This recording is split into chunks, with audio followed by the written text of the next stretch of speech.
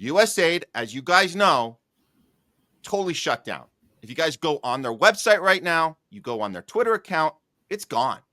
Trump and Elon made sure that it was gone. If you guys don't know what USAID is, I know it sounds like a good thing. I know if you listen to Democrats talk about it right now, they're going to tell you it's a good thing.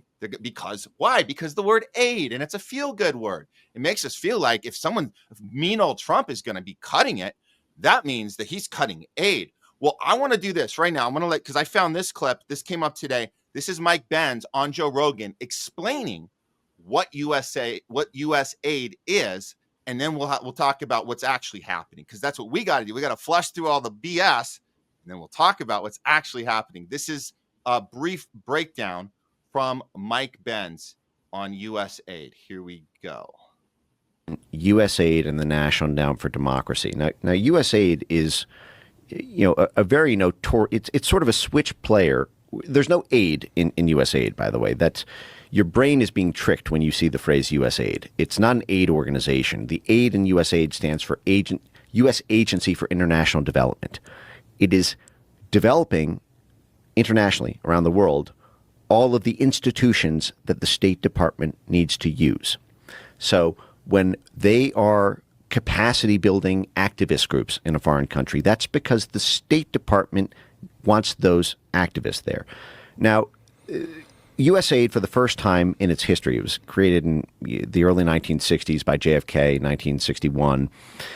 It was created because you had all of this intelligence, statecraft, and military support and logistical aid that was tripping over itself, basically. The military would be funding, would be running aid to certain groups in the region. The State Department would be running aid to certain groups in the region. The intelligence community would, and there was no sort of central coordinator of those capacity building operations. So USAID, by the way, is a $50 billion budget. The entirety of the intelligence community is only $72 billion. So it is more than the CIA and more than the State Department. Wow.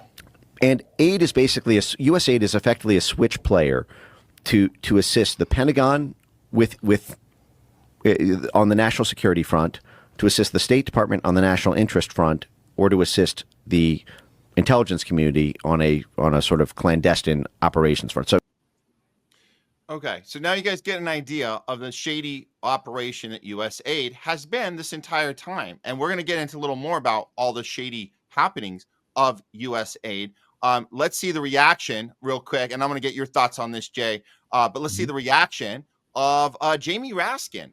This guy we know. What a stand-up guy he is, right? One of the Democrats that's always been honest with the people about the agencies we need to protect. Let's see what he says about it. Elon Musk, you didn't create USAID. The United States Congress did for the American people.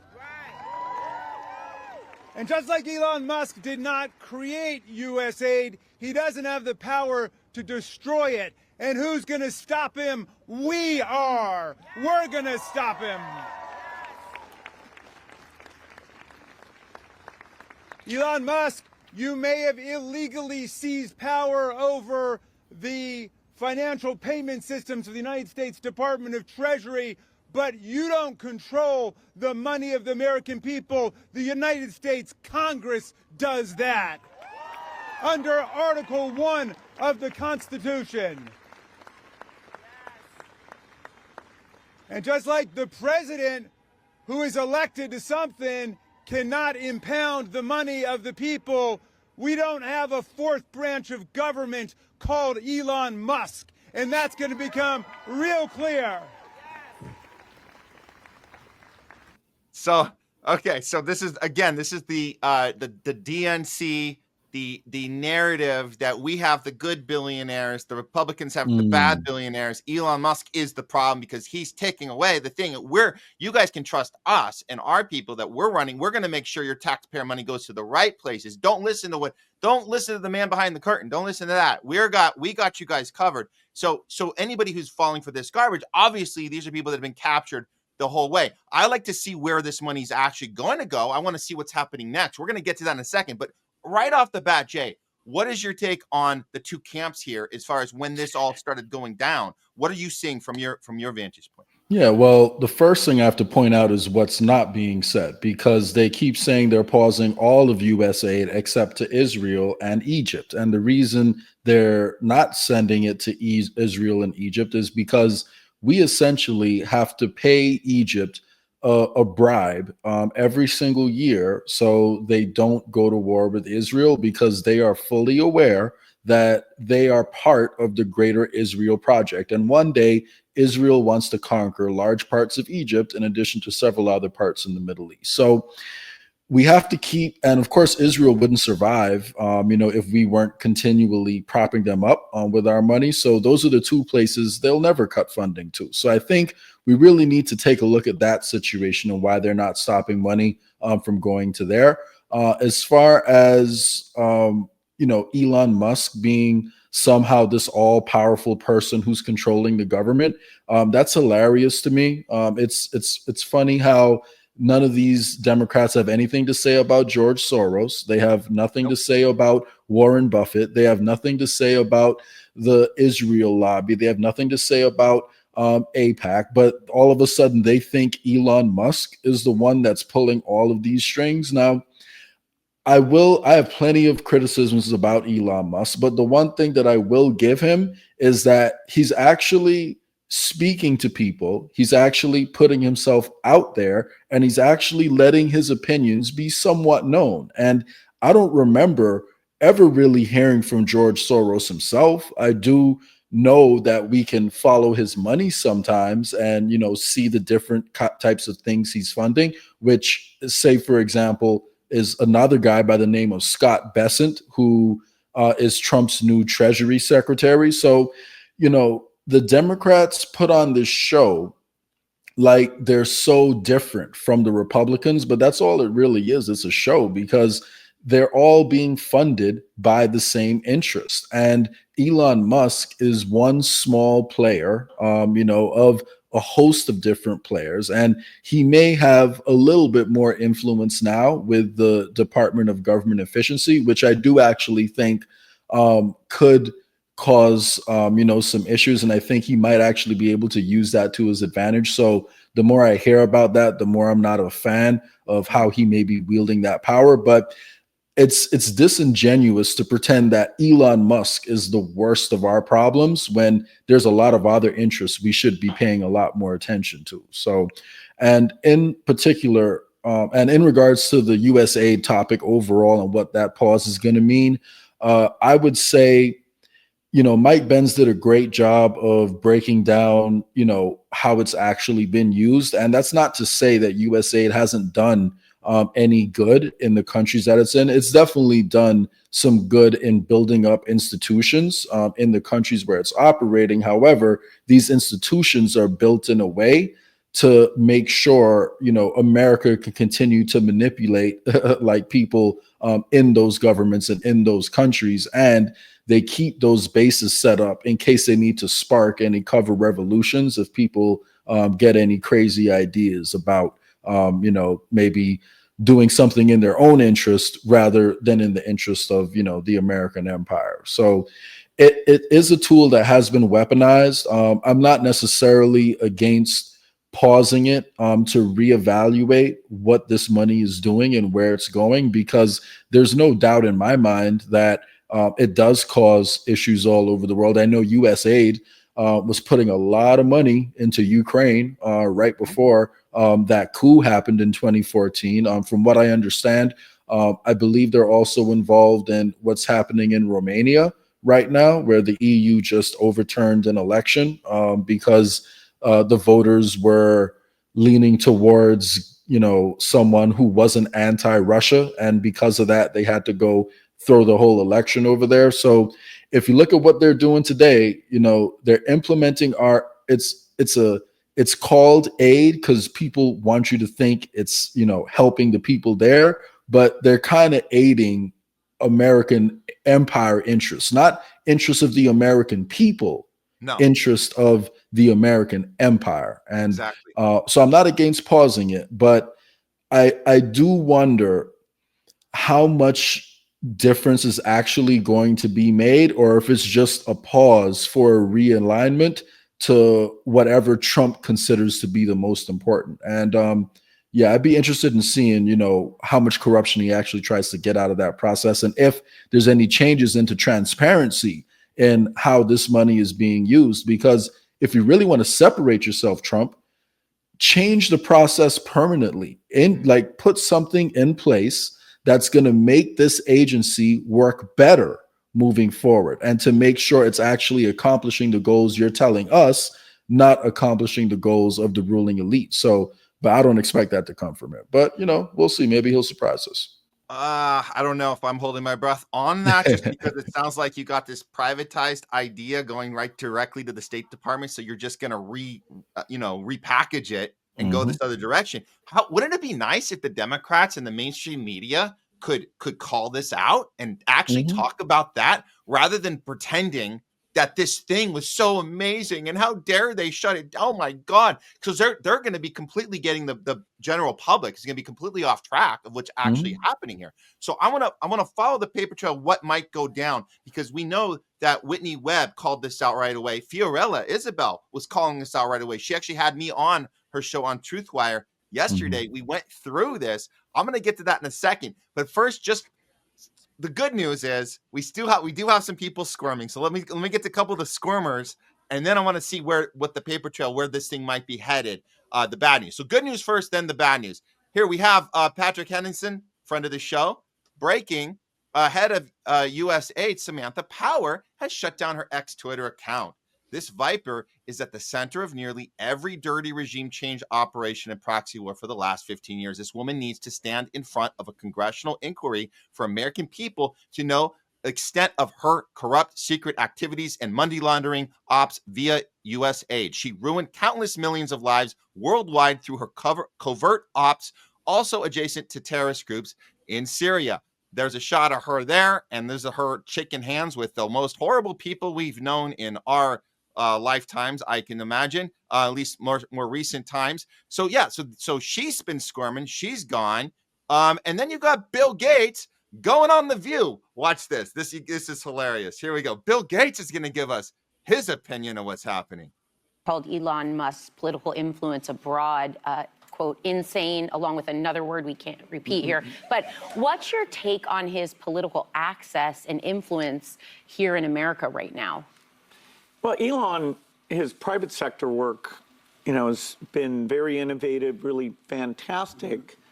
A lot of private sector people, when they get into government, they don't take the time necessarily to see what the good work is or why it's structured the way it is. So I'm a little worried, particularly with this USAID stuff.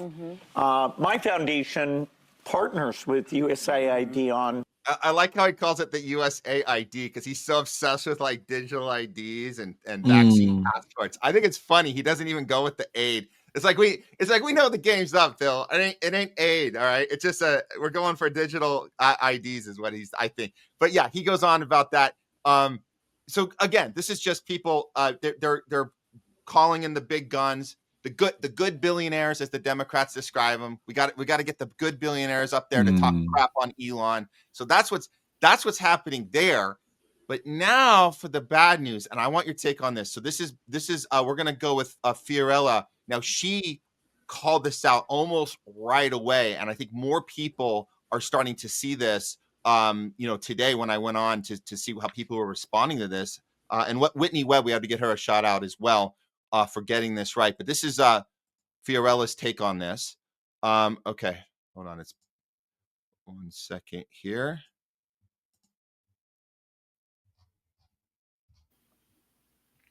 I got to set my files up. I don't have Jamie here today, so apologies, you guys. Okay, here we go. This is Fiorella. As I stated from the start, USAID's dismantling is merely a distraction when in reality it's being repurposed and absorbed to be headed by one of the most hawkish politicians we've had in Congress, one who is now our Secretary of State. She's talking about Mark Rubio. Not to mention, he's surrounded by Zionists and the aid, like you said, you calling this out, Jay, you got this right. The aid of one of the world's richest tech oligarchs, backed by the DoD, Pentagon, and Palantir Mafia, whose main goal is to consolidate power via the platforms He's bought. The Yeah. right is only waking up to the USAID being a CIA front for covert empire operations engaged in the destabilization of governments, the U.S. targets, because they can just blame Democrats. Same as spineless Dems, only focus on immigration when it's Trump in office. Yet few said anything about this imperialist arm before. Clearly, the duopoly is a uniparty illusion behind the military and intelligence apparatus, regardless of the new face of the empire. Those cheering for the reshuffling of Trump's U.S. aid into Rubio's hawkish foreign policy are cheering for the new phase of the hegemon. It's not over. Just look at their actions via Israel's expansion, threats in the form of tariffs or interventions against those defying them. It's a new direction, but the outcome is the same. And this is what she's referring to. This is the reorganization of USAID will be absorbed by the State Department. This is what out of Rubio's own mouth. This is what he's saying. And he has no problem. He's going to be the U.S. Department of State will recognize and absorb certain bureaus, offices, and missions of USAID, according to a letter sent by the secretary. And the remainder of the agency may be dissolved entirely. So they're saying he's going to be the acting director of this thing. So really, it looks like nothing's really happening at all. And meanwhile, they got, like Fiorella says, they got both sides fighting over the just kind of trying to position themselves politically, because this is all political. If it wasn't political, they would have been shouting about this at a different time. It's only because it's politically convenient for both sides to be angry or upset at the wrong thing right now. And it feels like there's only a few of us having the real conversation. What do you say to all this, Jay? I mean, I say it's pretty much what I would expect from Trump. Shuffles things around a bit to do a little bit of rebranding, because that's what he's good at, right? In fact, just look at how Trump actually made his money, like over the past few decades. It was by branding out his name.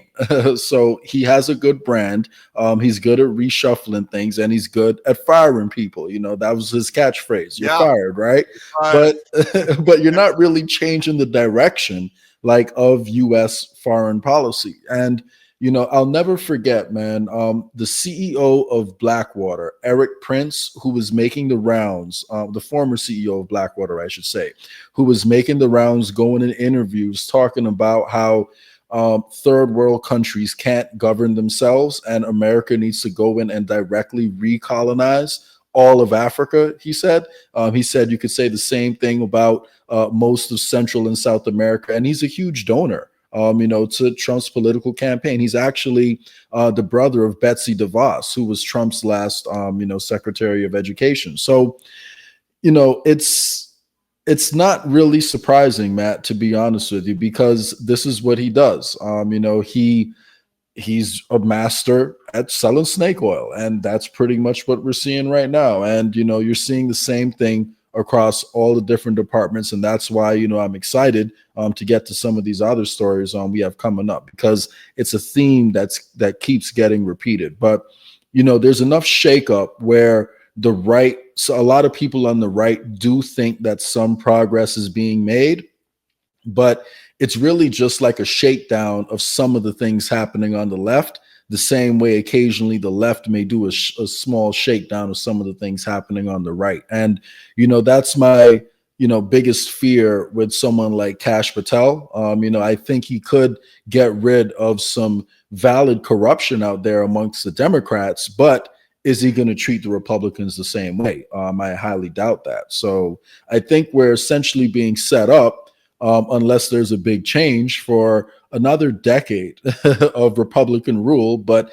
they're still working towards the same goals that those Democrats that most people on the right rightly call out. They're still working towards the same end goal. So follow the money, guys. That's what I got to say.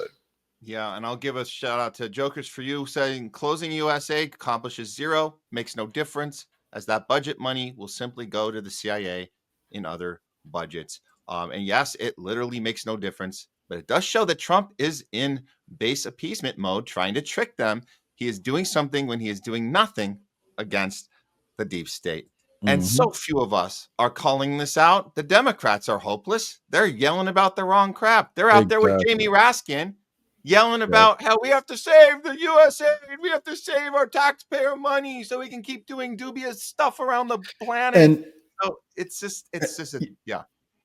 And if he had a real conversation about it, right? Because if you talk to people that like every day in the real world, they'll tell you, yeah, I know there's probably a lot of corruption with the money that's being given out. So if they were to even have a real conversation about it, like if Jimmy Raskin came out there and said, hey, maybe it's a good idea that we track how some of this money is being spent and look into it a little bit more. I disagree with how Trump's going about it, but maybe there are some valid things that we should look at. Then maybe more people would pay attention to him. But instead, it's the constant good guy, bad guy. Trump is the devil. Trump is the worst. You got to support the Democrats because we're the fighters. We're the champions of the people. And nothing we do or support is wrong. Like, just have a real conversation, man. Acknowledge there are problems because there's a lot of people in the country happy right now because of what's going on in USAID. And it's not because everyone is racist. It's not because everyone who's not a Democrat is racist. So